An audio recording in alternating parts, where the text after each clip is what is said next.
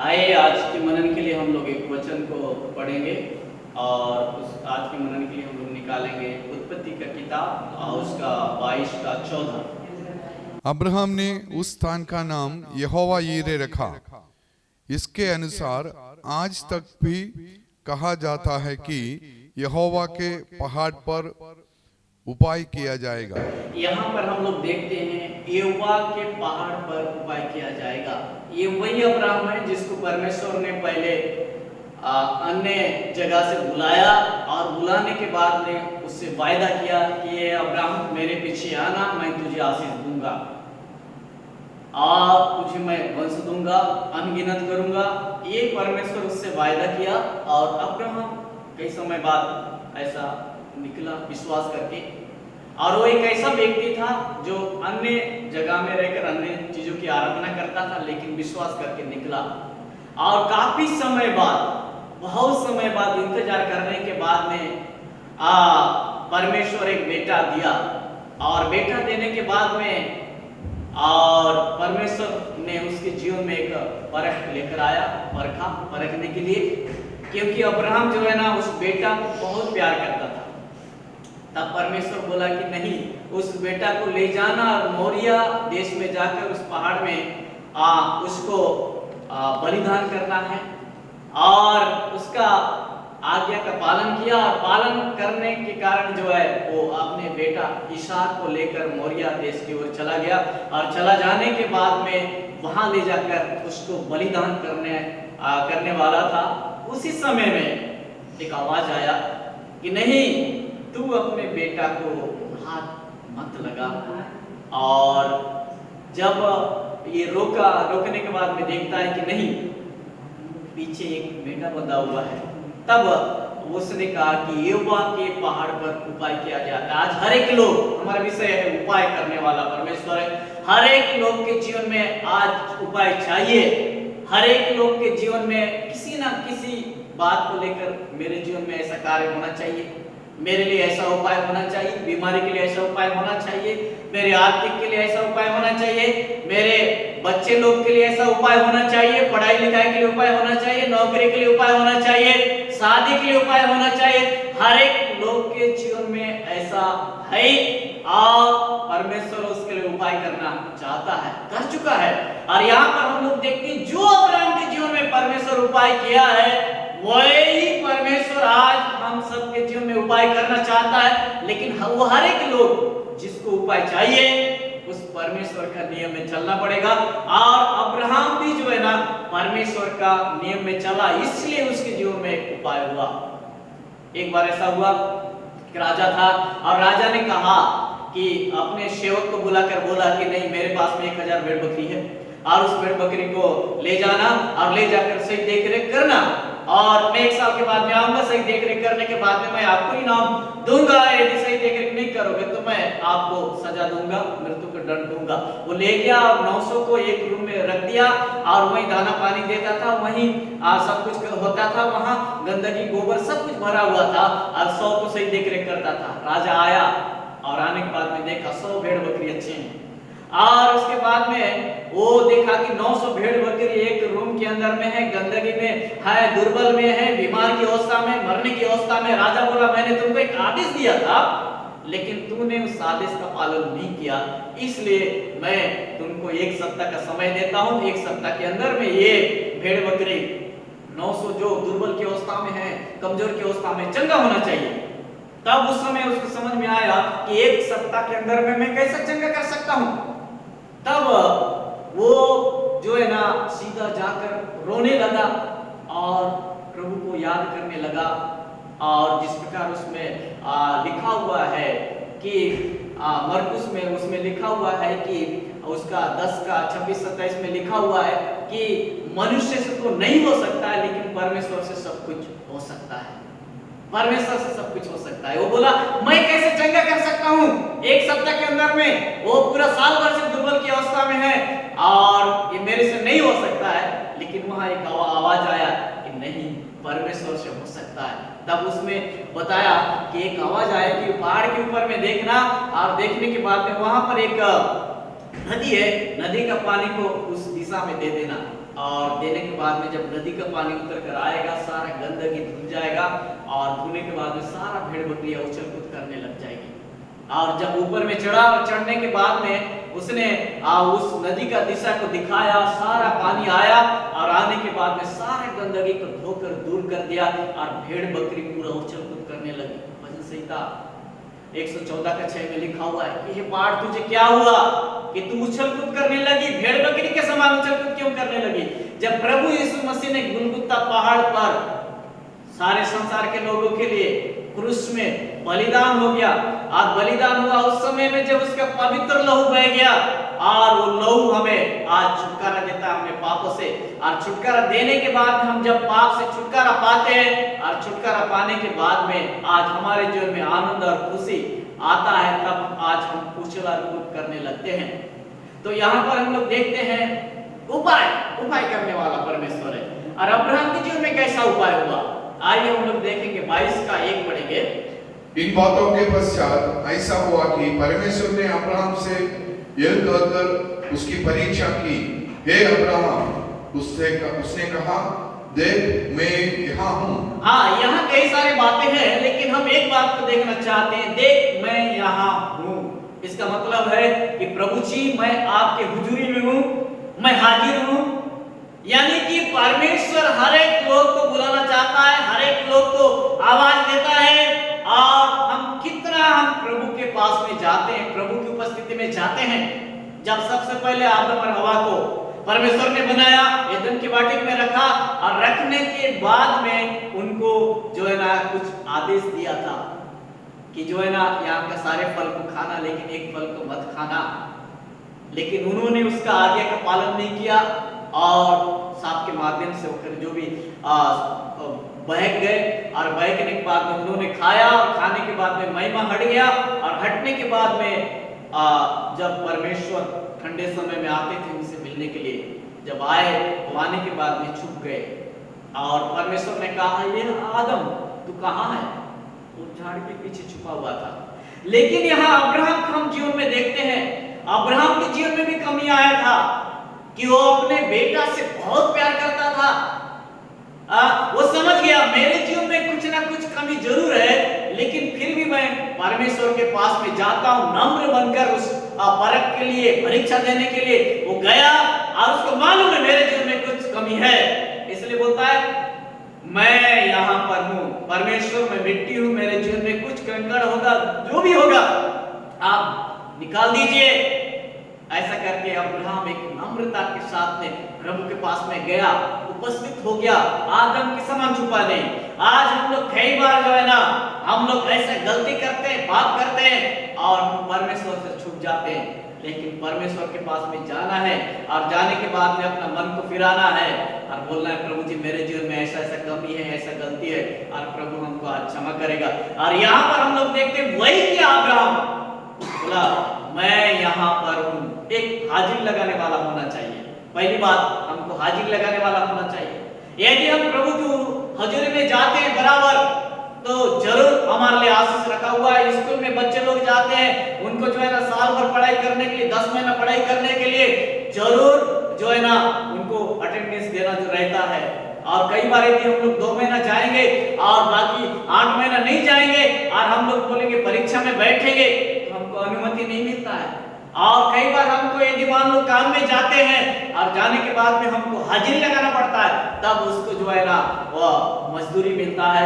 वैसे ही परमेश्वर के सामने भी है कि जो परमेश्वर हमको सृष्टि किया है, हर दिन सुबह उठकर आदि में लिखा हुआ है कि आदि में परमेश्वर है ना, आदि में परमेश्वर, यानी सबसे पहला स्थान हम प्रभु को देना है। सवेरे उठते हैं और उठने के बाद में प्रभु के हुजूर में जाना है, संडे में बराबर हाजिरी लगाना है। और कई बार ऐसे लोग रहते हैं कि हम महीना में एक बार जाएंगे या टीवी देखकर हम लोग सुनेंगे, ऐसा नहीं, बराबर हमको जाना पड़ेगा, नहीं तो ऐसा होगा। उसमें लिखा हुआ है कि वो मत्ती रचित सुसमाचार 24 का 40 और 41 में लिखा हुआ है कि 2 औरत चक्की पीसते रहेंगे और एक का हाजिरी लग जाएगा और दूसरी रह जाएगी। 2 आदमी हाथ जोड़ते रहेंगे, एक का हाजिरी लग जाएगा और एक रह जाएगा। कितना खतरनाक बात है। इसलिए अब्राहम के जीवन में परमेश्वर उपाय किया, वो हाजिरी लगाने वाला व्यक्ति था। हम भी परमेश्वर की उपस्थिति में जाने वाला व्यक्ति बने, बराबर आराधना में जाने वाला व्यक्ति बने, तभी परमेश्वर हमारे जीवन में एक उपाय करेगा, तभी परमेश्वर का वचन हमारे जीवन में लागू होगा। हम भी बोल सकते हैं कि परमेश्वर उपाय करने वाला है, जो प्रभु यीशु मसीह हमारे लिए गुलगुता पहाड़ पर उपाय कर चुका है। दूसरी बात हम लोग देखेंगे, उसी में लिखा हुआ है उत्पत्ति 22 का 2 और 3। उसने कहा, अपने पुत्र को अर्थात अपने एकलौते पुत्र इसहाक को, जिससे तुम प्रेम रखता है, संग लेकर मोरिया देश में चला जा और वहां उसको एक पहाड़ के ऊपर जो मैं तुझे बताऊंगा होम बलि करके चढ़ा। अब अब्राहम सवेरे तड़के उड़ा और उसने गदहे पर काठी कसकर अपने 2 सेवक और अपने पुत्र इसहाक को संग लिया और होम बलि के लिए लकड़ी चीर ली। तब निकलकर उस स्थान की ओर चला जिसकी चर्चा परमेश्वर ने उससे की थी। यहाँ पर हम लोग देखते हैं, पहली बात तो हाजिरी लगाने वाला व्यक्ति था, दूसरी बात एक तैयारी करने वाला था। जब परमेश्वर का संदेश मिला उसको कि नहीं, तू क्या करना, अपने एक लौते बेटे जिसको तू प्रेम करता है उसको ले जाना और मोरिया देश में ले जाकर वहां उसको बलि देना। जब ये संदेश मिला, वो बोला कि नहीं, परमेश्वर का आदेश है, इसलिए वो सवेरे तैयारी कर रहा है कि बोला यदि मान लो मैं परमेश्वर का आदेश मुझे मिला है और मैं आराम से सो जाऊंगा, सवेरे 8 बजे उठूंगा और जाऊंगा, ऐसा बोलता तो नहीं हो सकता था। लेकिन उसको मालूम है कि नहीं, यदि मेरे को परमेश्वर आदेश दिया है, मेरे को परमेश्वर का आज्ञा का पालन करना है, और इसलिए सवेरे जल्दी उठा। उसको मालूम है कि मेरा बेटा कहीं उठकर चला ना जाए, बेटा को, गधे को, लकड़ी को, जो जो भी चीज जरूरत था, सारे चीज का सवेरे उठकर उसने तैयारी किया। उसके अंदर में एक तैयारी का जीवन था। हम लोग जब देखते हैं मत्ती रचित सुसमाचार 25 का 1 से लिखा हुआ है, वहां पर 10 कुमारी, पहले हमने देखा 2 औरत चक्की पीस रही थी और उसमें से एक चली गई, 2 आदमी हल जोत रहे थे, उसमें से एक आदमी चला गया, और यहाँ पर हम लोग देखते हैं 10 कुमारियां हैं और 10 कुमारियों में से 5 समझदार हैं और 5 मूर्ख हैं। भजन संहिता 110 में लिखा हुआ है उसका। तो उसमें लिखा हुआ है कि जो यहोवा का भय मानती है वो बुद्धि प्राप्त करती है। 5 बुद्धिमान हैं और 5 मूर्ख हैं। ये बुद्धिमान लोग जो बराबर प्रभु की उपस्थिति में रहने वाले थे, वचन भी उनके जीवन में था, और वहां पर लिखा हुआ है कि जो बुद्धिमान थी वो मसाले भी ली है, तेल भी भरी है। और तेल के बारे में इस प्रकार लिखा हुआ है, व्यवस्था विवरण 24 का 1, प्रभु ने कहा कि नहीं, उस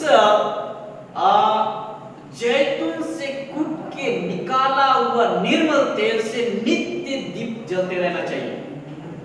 नित्य दीप जलते रहना चाहिए। तो हमारे अंदर में भी जो है ना, ये वचन के साथ साथ पवित्र आत्मा भी होना चाहिए। लेकिन ये 5 मूर्ख थी, केवल जाती थी, वचन सुनती थी, लेकिन उनके अंदर में वो तेल नहीं है, उनके अंदर में आत्मा नहीं है, वो बुद्धिमान नहीं है। और जब रात को एक हल्ला मच गया कि दूल्हा आ रहा है, लेने के लिए आ रहा है, तब वो उन लोग भी हड़बड़ा के उठने लगे। लेकिन जो बुद्धिमान थी, जिनके पास मसाले था, जिनके पास तेल था, वो चली गई। और लेकिन यहाँ पर हम लोग देखते हैं जो मूर्ख थी, उन लोग के पास में तेल नहीं है, और उन्होंने कहा कि नहीं, रात हो गया है, इसलिए आपका तेल में से हमें आधा दे दो। बोले ऐसा नहीं हो सकता, ये तेल में से ज्यादा आपको देंगे तो आपको भी काम नहीं आएगा, हमको भी काम नहीं आएगा, इससे अच्छा है कि तुम तेल खरीदने चले जाओ। और जब उन्होंने गए तब दूल्हा आया, और जो तैयार थी उनको लेके चला गया। और लेके जाने के बाद में इन्होंने भी आया, और जाने के बाद में वहाँ जब फाटक बंद हुआ था, जाकर आवाज दिया कि नहीं हम भी आ गए हैं, हमारे लिए दरवाजा खोलो, मैं तुमको नहीं जानता हूँ, इसलिए जागते रहो, तैयार में रहो, ऐसा करके कहा। तो यहाँ पर हम लोग देखते हैं 2 औरत में से 1 औरत चली गई, 2 आदमी में से 1 आदमी चला गया, और 10 कुंवारी में से 5 कुंवारी चली गई, 5 वहां रुक गई। इसलिए हर एक लोग अपने आत्मा को तैयार करके रखना है, स्वर्ग राज्य जाने के लिए तैयारी का जीवन होना चाहिए हमारे पास में। जो अब्राहम के पास में था, वो सवेरे उठा और सारी तैयारियां किया, और तैयारियां करने के बाद वो जो है ना परमेश्वर का आज्ञा का पालन करने के लिए उस ओर चला गया। आज हम अपने आप को सोचे, हम कितना तैयार हैं, हमारा आत्मा कितना तैयार है कि आज रात को प्रभु आ जाएगा तो क्या हम उस प्रभु के साथ में जा पाएंगे, या आज हमारा आत्मा पाप के वश में है। तो प्रभु के पास में मौका है कि प्रभु के पास में जाएं, वो हमारे लिए उपाय कर चुका है, गुलगुता पहाड़ में अपना जीवन को दे चुका है, अपना लहू को बहा चुका है। हम जाएं और पश्चाताप करें और अपने आत्मा को बचाएं और स्वर्ग राज का हम वारिस बन सके। हमने 2 बातें को देखा, प्रभु के हुजूरी में रहने वाला, हाजिरी लगाने वाला, और दूसरा एक तैयारी का जीवन हमारे पास में होना है, उन्हीं के लिए परमेश्वर उपाय किया हुआ है। तीसरी बात हम लोग देखेंगे, उसका 22 का 5 पढ़ेंगे। और उसने अपने सेवकों से कहा, गधे के पास यहीं ठहरे रहो, यह लड़का और मैं वहां तक जाकर और दंडवत करके फिर तुम्हारे पास लौट आएंगे। तीसरी बात यहाँ पर हम लोग देखते हैं, जब ये अब्राहम, इसहाक और उनके सेवक और गधे थे, लेकिन अब्राहम कहा कि नहीं, गधे को और सेवक को कहा कि तुम यही रहो। यानी कि ये सारे चीज के साथ में मैं यदि जाऊंगा आराधना में, तो प्रभु गधे को पसंद नहीं करता है। निर्गमन में लिखा हुआ है, 19-20 में लिखा हुआ है कि नहीं, गधे को हर एक पैर लौटे के मेरे पास में लाओ, लेकिन गधे के बदले में एक मेमना देना नहीं, तो उसका गला को मरोड़ देना। उसको मालूम है कि मैं आराधना में जा रहा हूं, और जाने के बाद में जब मैं अपना बेटा को बलि करने का समय आएगा, ये लोग गौर करेंगे, बोलेंगे कि नहीं, आप अपने बेटा को क्यों बलिदान कर रहे हो, इसलिए गधे को करो। ये रुकावट का कारण बनेगा। इसलिए वो बोला कि नहीं, गधा और सेवक को वहीं रख दिया। यानी कि हमको आराधना में जाने में क्या क्या बातें हमारे जीवन में रुकावट होता है, उन सारे बातों को दूर करना है। एक अलगताई का जीवन हमारे पास में होना है। जब हम उस प्रभु को जानते हैं, और जानने के बाद में यदि हमारा जीवन प्रभु को दिया है, देने के बाद में एक हमारा अलगताई का जीवन होना चाहिए। हम जहाँ कहीं भी खड़े होते हैं, जहाँ कहीं भी चलते हैं, जहाँ कहीं भी बातें करते हैं, वहाँ अलगताई का जीवन दिखना चाहिए। यहाँ अब्राहम के जीवन में हम लोग देखते हैं एक अलगताई का जीवन अब्राहम के पास में था, इसलिए गधा को और सेवक को छोड़ दिया और सीधा वो आराधना करने चला गया। तीसरी बात मैंने बताया एक अलगताई का जीवन। चौथी बात हम लोग देखेंगे, उस 22 का 6 में लिखा हुआ है,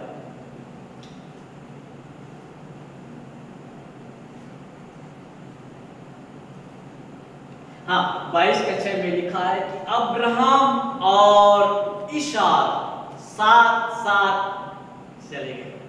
यहां पर हम लोग देखते हैं एक संगति का जीवन होना चाहिए, संगति का जीवन। संगति, यहाँ पर बेटा जवान है, बाप बुजुर्ग है, ऐसा नहीं है कि बेटा आगे दौड़ते जा रहा है और बाप पीछे है, नहीं, लेकिन यहाँ दोनों साथ साथ जा रहे हैं। तो हमारे पास में भी एक संगति का जीवन होना चाहिए, साथ साथ चलना, प्रभु के साथ साथ चलना। और उतना ही नहीं, यदि हम लोग प्रभु के साथ साथ चलने के साथ साथ हम एक कलीसिया में जुड़े रहना चाहिए, एक संगति का जीवन हमारे पास में होना चाहिए। और उसको जब साथ में ले गया और ले जाने के बाद में जब बलिदान करने का समय आया, स्वर्ग से एक आवाज आया, हे अब्राहम,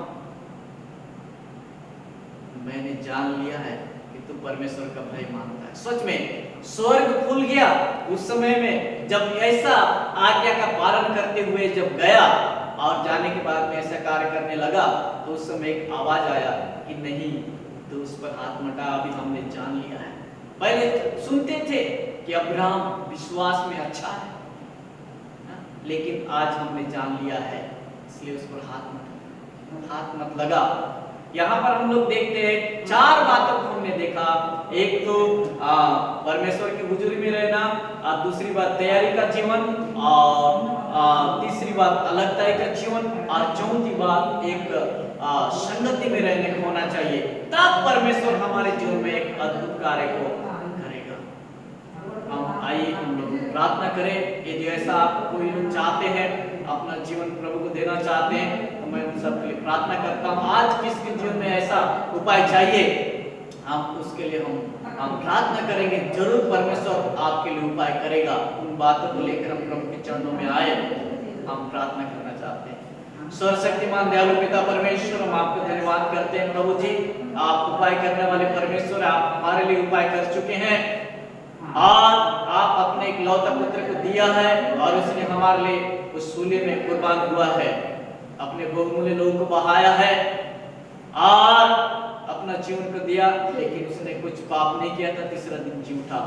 और जो कोई भी आपके पास में आते हैं, और उन्हें आप छुटकारा देते हैं, पापों से छुटकारा देते हैं, बीमारी से, हर एक बंधन से, और उनके जीवन में आप अद्भुत काम करते हैं। जो आपने अब्राहम के जीवन में कार्य किया, वही कार्य आप दूसरे लोग के जीवन में करना चाहते हैं। धन्यवाद करते हैं इस समय के लिए, और जितने लोग भी सुनते, हर एक के जीवन में आज चमत्कार होने पाए, हर एक के जीवन में छुटकारा आने पाए, हर एक के जीवन में ऐसा अद्भुत महिमा को देखने पाए। धन्यवाद प्रभु, आपने उत्तर दिया। यीशु मसीह के नाम में।